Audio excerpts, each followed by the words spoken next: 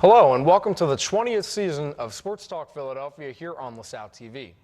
Over the past 20 years, we've had the privilege of being able to cover some of the most iconic moments in Philly sports history.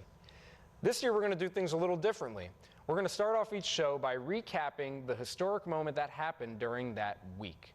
So, for example, on September 12th, 2007, the Phillies were down 7 games to the first-place New York Mets with just 17 games remaining. They were only given a 1% chance to make the playoffs. But MVP Jimmy Rollins and crew said otherwise, proved the haters wrong, and eventually won the NL East title on the last day of the regular season. Curveball struck him out. The Phillies are National League East champions. They would declare themselves as the team to beat. However, they would lose in the first round of that playoffs to eventual World Series runner-up Colorado Rockies. Suey to first. The Colorado Rockies are headed to the National League Championship Series. However, we do know what 2007 launched, and we know what happened next. 7, 6, 5, 4, 3, 2, 1. You'll never have the sacred stone. Oh, this you crazy mother.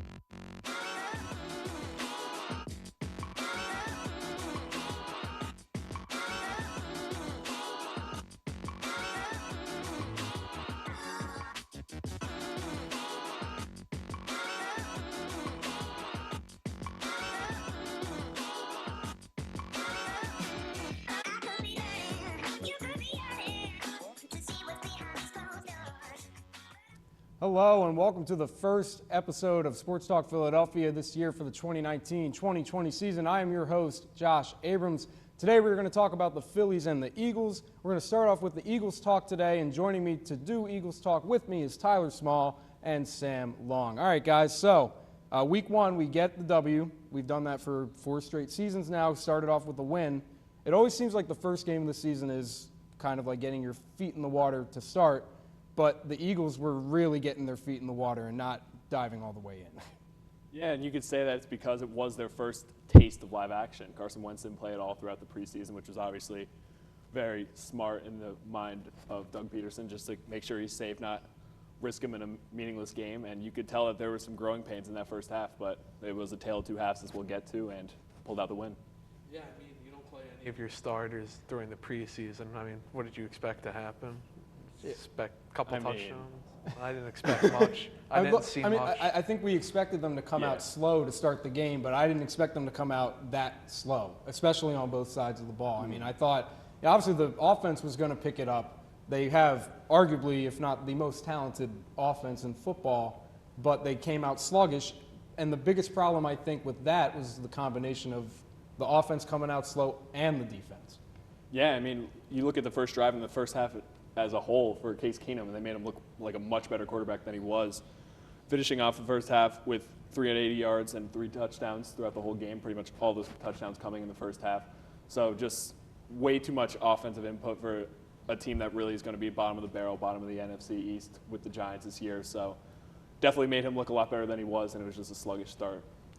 Yeah, I wasn't very impressed with the defense during that first half. I watched someone who doesn't even have a picture for their face on ESPN score a touchdown, get 100 yards. So Was it Terry McLaurin or something? Yeah, I'm ashamed that I even remember. Yeah, I'm ashamed that you remember. I mean, again, the big positive thing we can take away from this was the explosion of offense in the second half, and specifically Deshaun Jackson. I mean, you know, love him or hate him, whatever your feelings on him are, he was far and beyond the MVP of this game. Easily. He made Wentz look great for 313 yards and 3 touchdowns. Just was the catalyst for that offense to get back into that game, being down big early.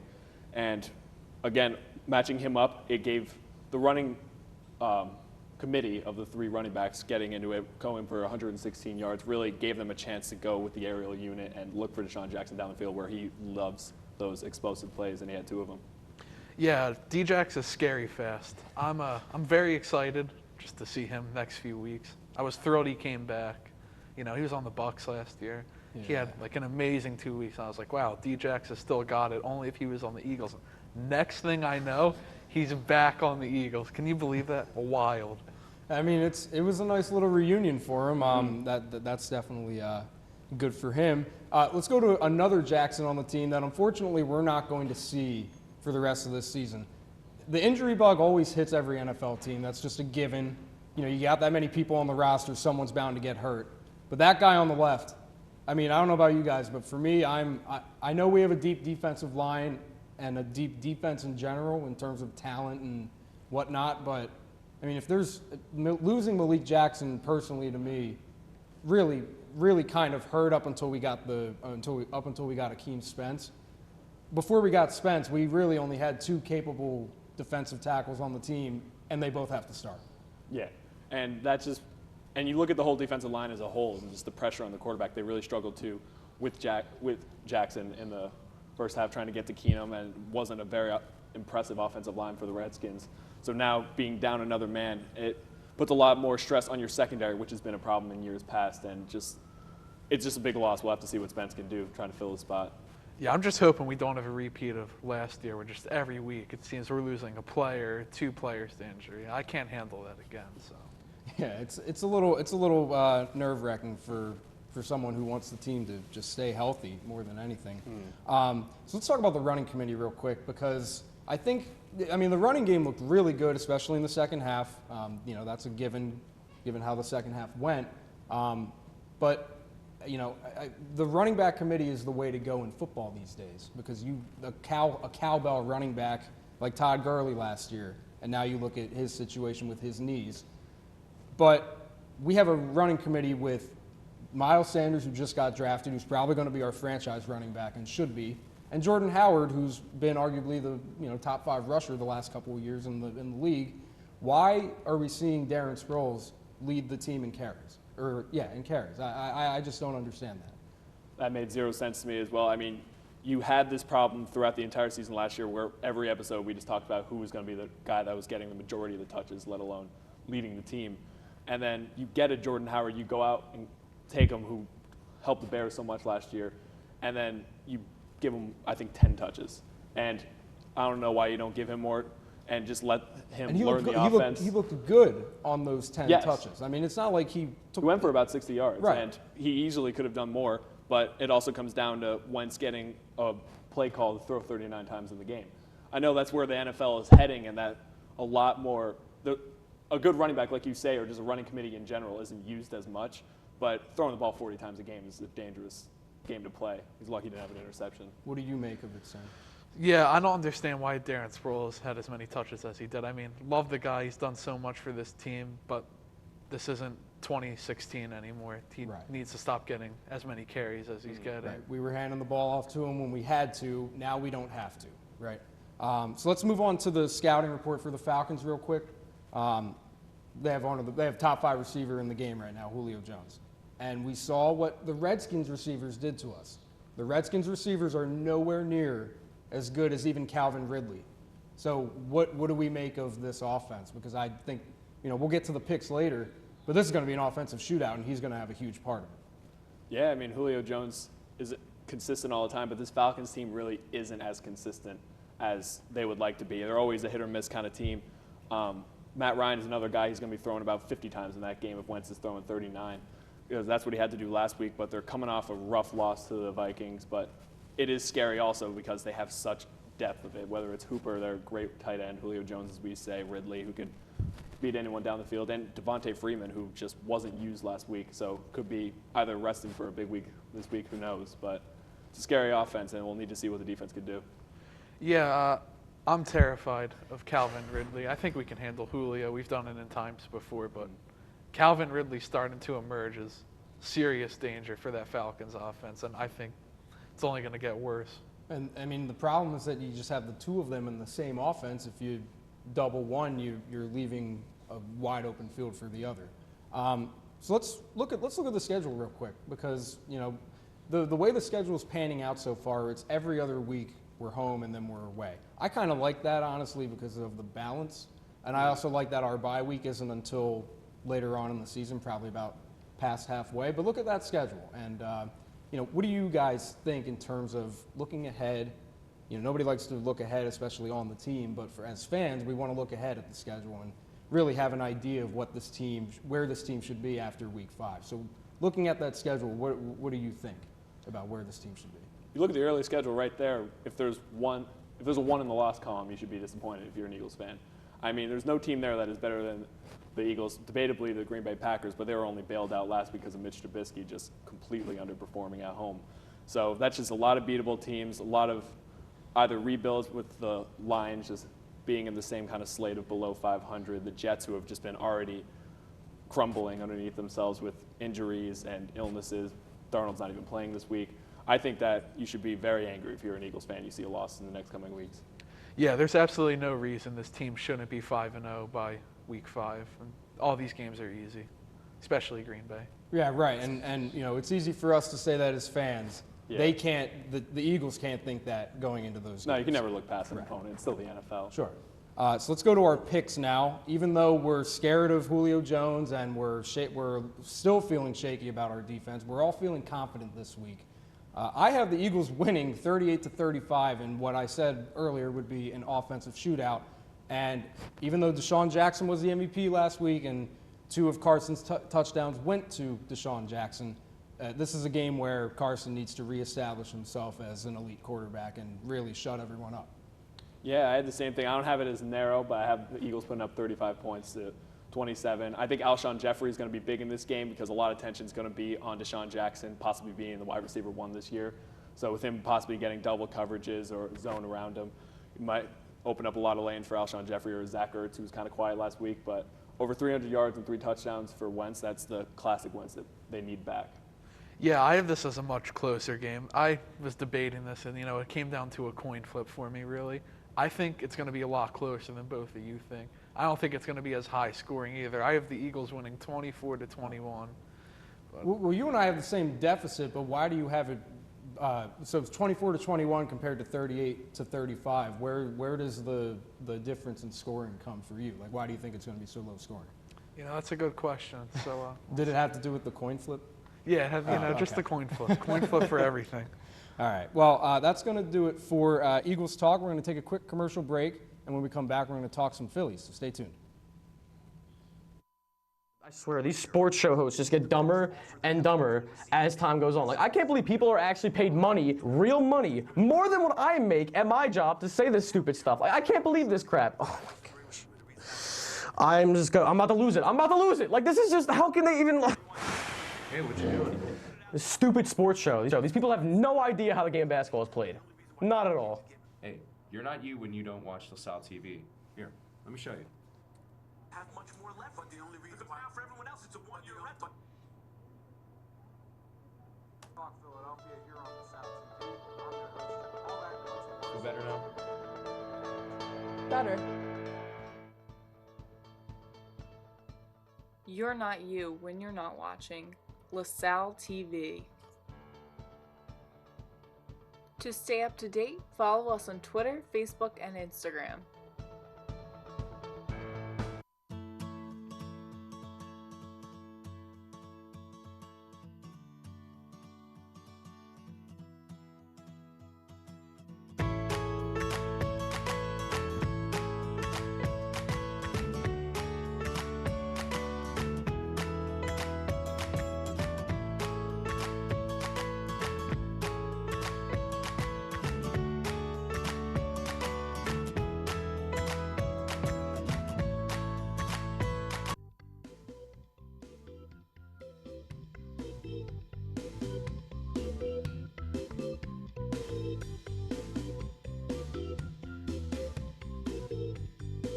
According to the Mayo Clinic, exercising has stress-busting benefits by bumping up your endorphins and improving your mood.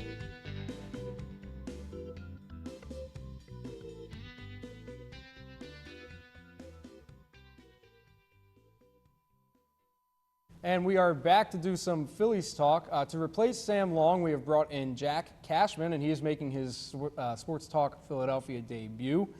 So let's get right into Phillies talk. And man, this is some kind of season, isn't it? I mean, I have never, ever seen in the near 2 decades that I've been watching this Phillies team, I have never, ever gone through a season like this because we were down when we were little kids. We were like down. We were terrible. And then when we were in elementary school, going into middle school, World Series champions, NL East Division titles left and right. And now we get, all throughout high school into college, we're rebuilding. We're at the bottom of the league. And then 2019 is supposed to be the year. But no. They're 75 and 70. They're struggling to get into the wild card. So I don't even know where to begin. Where do you guys want to begin? Well, I'll go next because I just want you to calm down after that. Because I really don't think that it is this negative of a picture. Yes, when they made all these acquisitions in the offseason, we were very excited going into the summer, thought it was going to be some great Phillies baseball, and it should be because they have such a stacked lineup, but they've just been plagued by pitching. They have the 17th best ERA in the MLB, above 4. Comes from their bullpen, which is barely below 5. And although that's terrible, that's something that they could fix in the offseason because they aren't in a place where they can only win now. The only main players that they have that are going into free agency after this season is Dickerson, who was just picked up and he has been great for the team, and Brad Miller. And besides that, everyone else is here for the next few years, and it's going to be a winning formula, not just a win in 2019. So I don't think that it's the end of the world yet. I do have to agree that, a lot of people said that when we signed Bryce Harper, we were immediately going to the playoffs, World Series contention, whereas last year we missed the playoffs. We fell off in September. Now, we've still fallen off from the All-Star game, but still, outlook looks good. We're in contention now. We're making it all the way to September. And next year, now we have Bryce Harper, who's been here a whole year. He knows where he's going to play for the next 13. Hopefully we get a healthier bullpen. Next year looks like the prime postseason run, but it would be really nice to get in now. And I'm glad you brought that up because Robertson, losing him, he was going to be the main closer. He was great with New York, and now coming over here, I thought he was a huge loss, and that's just one of the examples. He had never been on the disabled list before either. No, never. Him and McCutchen were both very healthy guys for their whole year and their whole career, and both of them injured very early this year. Yeah. Another guy, Sir Anthony Dominguez, was supposed to be our good closer from last year. He's Tommy John. Main guy, yep. So the bullpen is really just the part that fell off, but due to injuries, like you guys were talking about with the Eagles. Sure, okay. And I guess in that regard, we have dealt with a lot of injuries, and maybe not as much as the Yankees because they, I think, have had 30 or whatever. But let's not go into that. No. But it's clear that the Phillies have dealt with their struggles. And but I'm going to try and not be negative for a little bit and talk about the highlights of the season, and we point at 2 players, and you said Bryce Harper. The other one's JT Realmuto. Really, those 2 guys have been the heart and soul of this team all year long. JT's the best catcher in baseball. By far. I will let everyone know it. He's done exactly what he did last year and now even better. He reached his totals from last year a couple weeks ago. So now it's all gravy. This is exactly what we paid for. This is what I'm excited for, and I hope we sign him to an extension soon. You're 100% right. He's had his career best year, 280 average, so he hits for contact. He's also got 24 homers and 80 RBI, so he has power in him. And just athletically and defensively, he is the best catcher. He's got 42 caught stealing, a percentage of 50% if you're trying to run on him, which is the best in baseball. And he is the few of the greats that you have behind the dish now who can call a good game, who could be defensively there and will be an effective bat. And he's been able to do it at home, which he wasn't able to do in Miami. He hated hitting there. He had hit 100 points lower than he did in his career, and now it's just a much larger ballpark. Exactly. Yeah. Exactly.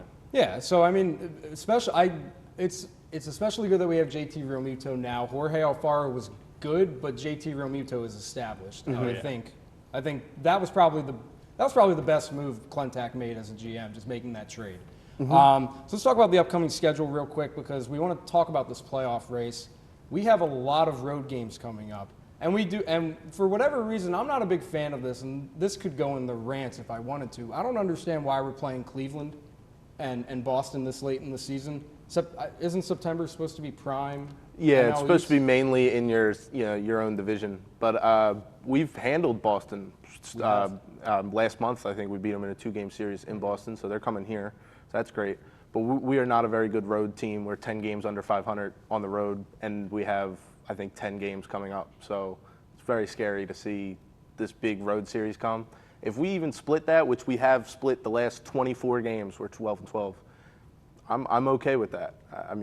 Really 5 games in Washington, if we can get 3 of those, that's very good, with them being at the top of the wild card. And you got to consider that pretty much from here on out, like how we talked about the Eagles, making the playoffs last year, where every game was a playoff game, even during the regular season. It's the same thing for the Phillies. And if they were to make the wild card, they're going to be playing on the road the entire time, so you might as well learn to get better there. Use this as a growing opportunity for your team, even though it's a lot of vets. You could still have a way of just teaching them how to win with the playoff team, teaching them how the Phillies handle the playoffs, and it'll just be good for the long run. Sure. Especially, I mean, this team is very young still. I mean, none of these players were here during the 2007 to 2012 run. Yeah. So just this playoff experience would be nice to have. Just people, playing the Dodgers 5 games in a row. Like, that's something you got to get used to. So looking at the schedule, like I said, you're supposed to be playing your division teams, and they will. Yeah. Looking at that list, what series are you guys pointing to? For me, it has to be that Washington series. Yeah. I mean, it's 5 games against the leader of the wild card. I mean, this is where Bryce Harper's supposed to come, home run every game. I mean, if he doesn't have over 20 RBIs for that series, cut him.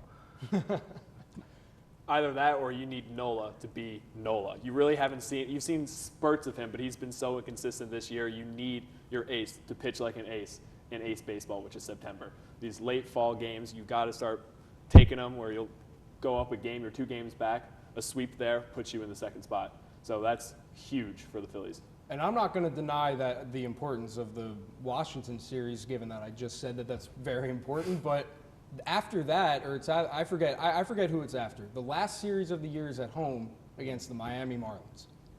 If you want to win the division, you got to beat the Miami Marlins. We have to be in a position there where a sweep gets us into the playoffs. So, and then hopefully sweep the Marlins, which we have not been able to do all year. And that's a huge component of why they're not in competition for the NL East anymore, or that they're this many games back. If you beat the teams that you're supposed to, and it comes to more than just the Marlins, but the Marlins are a glorified AAA team, then you'd be able to be in a better spot here, and we wouldn't be on such a negative rant. Yeah, the people ahead of us in the wild card, not necessarily better than us right now or have been for the season. I mean, the Brewers are ahead of us, but they just lost Christian Yelich. The Cubs were losing to the Padres. They were down 2-1 in the series they're playing today. The Nationals are up there, but again, we have that 5-game series against them.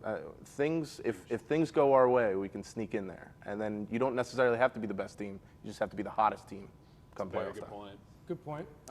So, I mean, if we get there and we have to play the Nationals, this is all theoretical. In a 1-game series, yeah. So Nola would pitch for that game, you would assume. Yeah. Who would start Game 1 against the Dodgers? I mean, Aaron Nola. That's the only way we could win Game 1. I definitely wouldn't put Jake Arrieta out there.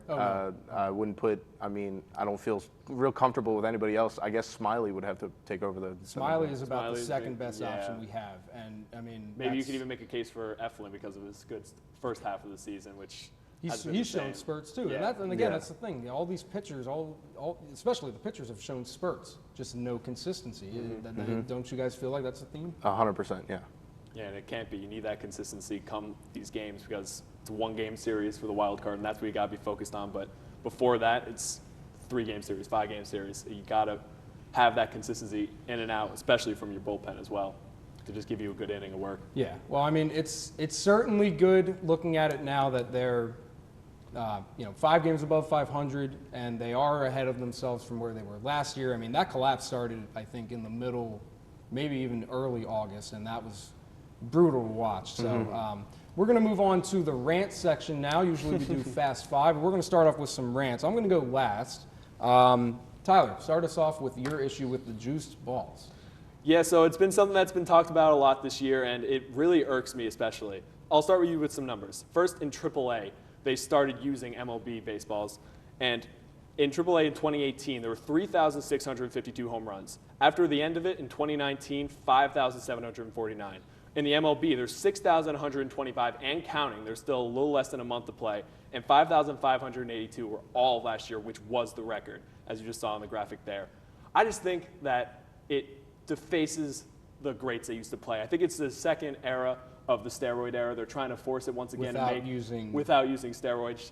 And they're just trying to revamp the game. They're trying to bring it up bring it back, bring back the viewership, and that's not the way to do it because the only thing it does is it doesn't bring in new fans, it just ruins old fans. It makes me angry to see the game and see all these chases for Pete Alonso to break Aaron Judge's record, even though it's going to be half as impressive because of the less of the drag in the ball. I'll try and wrap it up, I'm sorry, but I mean, it's just irked me the entire season. All right. Well, that's certainly fair to complain about that, being the baseball fan you are. Jack, we're going to come to you. Team USA basketball is not the same anymore, is it? No, they should be very embarrassed of themselves. They're like the Boston Celtics light. They have 4 players on the Boston Celtics there, and they still couldn't beat teams like France and Serbia. Bojan Marjanovic has had an impressive dunk over Donovan Mitchell where he kept him on the ground.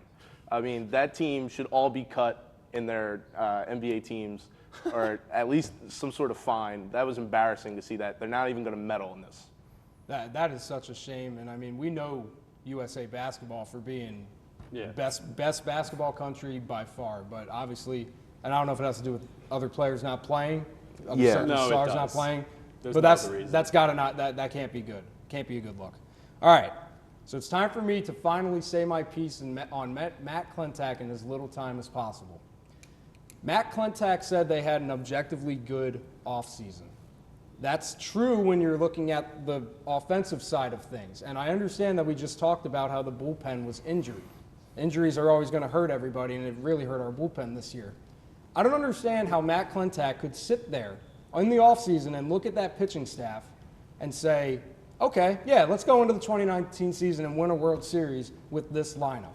You have Aaron Nola, and you had Jake Arrieta, who has been on the decline for the last, 3 or 4 years? And then Vince Velasquez, Jared Eichhoff, Nick Pivetta, and Zach Eflin is actually okay, but the first 3 that I mentioned have been horrible. Matt Klentak has sat there and looked at pitchers like Dallas Keuchel, Marcus Stroman, Robbie Ray, Zach Greinke, all go off the board and done nothing about it. He thinks that this team is going to be good, and with his buddy Andy McPhail saying, if we don't make the playoffs, we don't make the playoffs. I don't want that in that organization next year. I just don't. That's not the winning mentality. All right. Oh, yeah. Just keep on addressing the offense. All right, so that's going to do it for this week's edition of Sports Talk Philly. You can catch us on social media, on Twitter at Sports Talk LTV. Visit LaSalle TV on Facebook, on YouTube. You can email us, all that kind of stuff. All right, guys, we're going to close it out. Thank you for tuning in. We'll see you guys next week.